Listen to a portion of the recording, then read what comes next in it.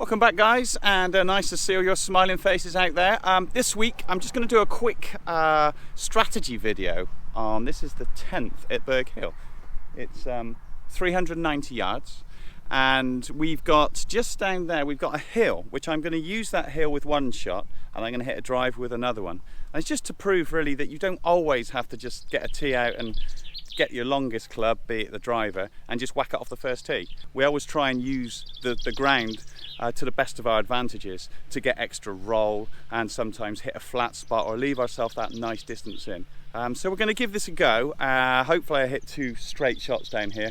There's a marker post down there that you can see, which is our aiming point, and on that marker post there's a downslope, and a bit further on there's a flat spot, so one's going to carry and one's going to hit on. It'd be interesting to see how it ends up. We need to fly this ball straight and about 200 yards for the first one, which will be I'm probably going to hit a 4-iron that distance, and that's going to hit the downslope and that's going to roll on. The second shot I'm going to hit is going to be with a 3-wood, which is going to carry over the edge and probably stop quicker. So it'll be interesting to find out the difference between a 3-wood and a 4-iron.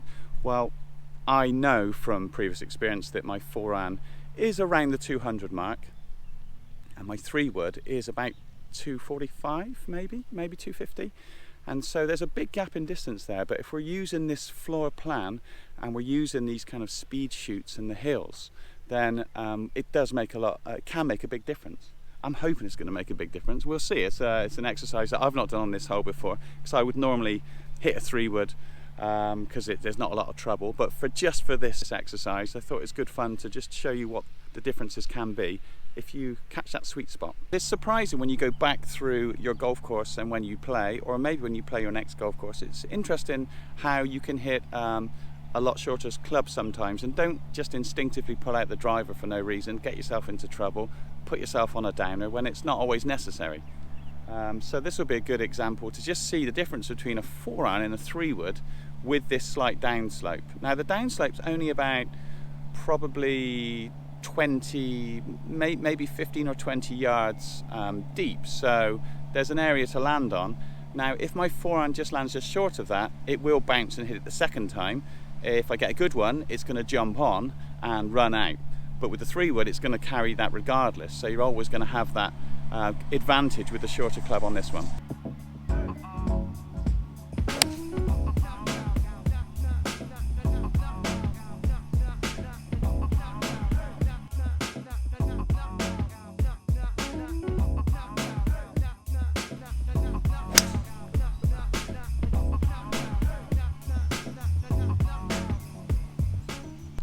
Okay, so that was two fairly straight ones. I think I pulled a little bit left on the 3-wood, but because it does dogleg slightly to the right.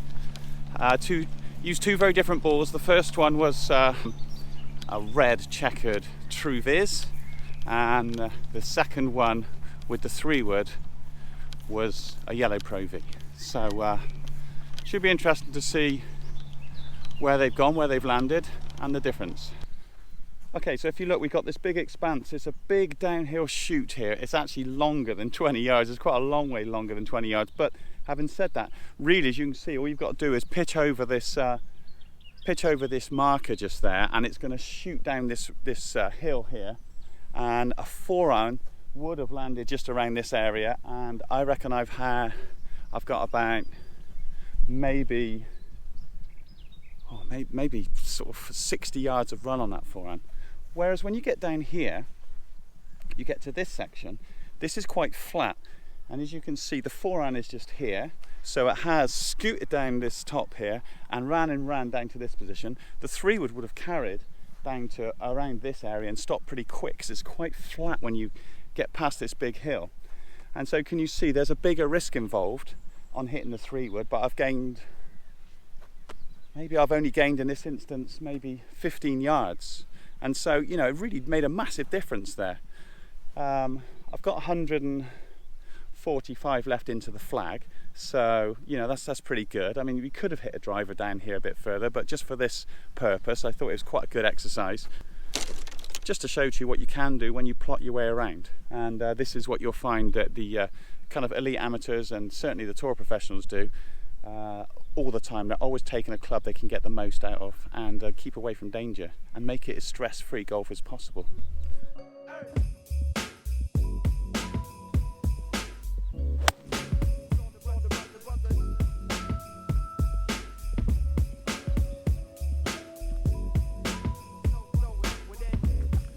That's a goodie.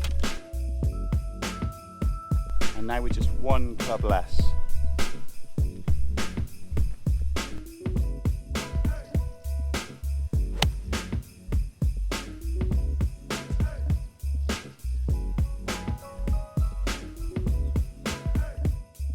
So in this instance, the shorter one, I managed to get a bit more spin on, hit a slightly better shot, and I've got a little bit closer to the pin up there. But there was very little difference in the control, and yet there was a lot of difference in the tee shot.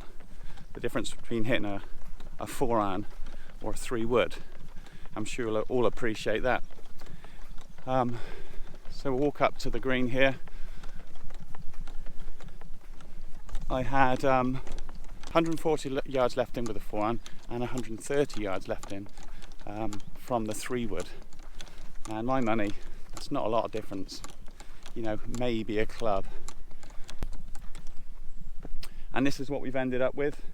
The yellow ball was the 3-wood, which I was a bit closer, but it just moved me into a point of not a full shot actually. And the first one, which was a perfect club for me, 145 9-iron. Hit it well, struck it well, and hit it pretty close. Chance of making birdie. See if we can knock one or both of these in.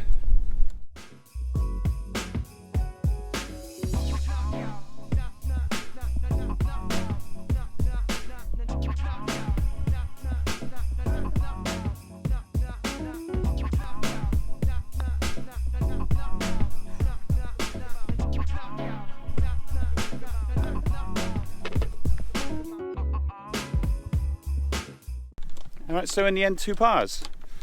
Could have been a birdie. Missed the putt, never mind. Okay, well, I thought it was an interesting exercise. I've never done it before down that hole. I'm usually pretty straight with my 3-woods, but I'm playing all the time. So for you guys, maybe if you've not got quite so much confidence, don't always just drag for the longest club you can get furthest down there. It's not always the right one. That was 2 pars, made in very different ways with a different strategy. I would say the 4-iron was a lot less stress than the 3-wood, but hopefully you enjoyed that, guys. If you like the content, give me a like. If it's the first time to the channel, welcome. Press the subscription button, that'd be fantastic, and then I can see all your faces each week. Content like this comes out every week, and so I'll see you on the next one.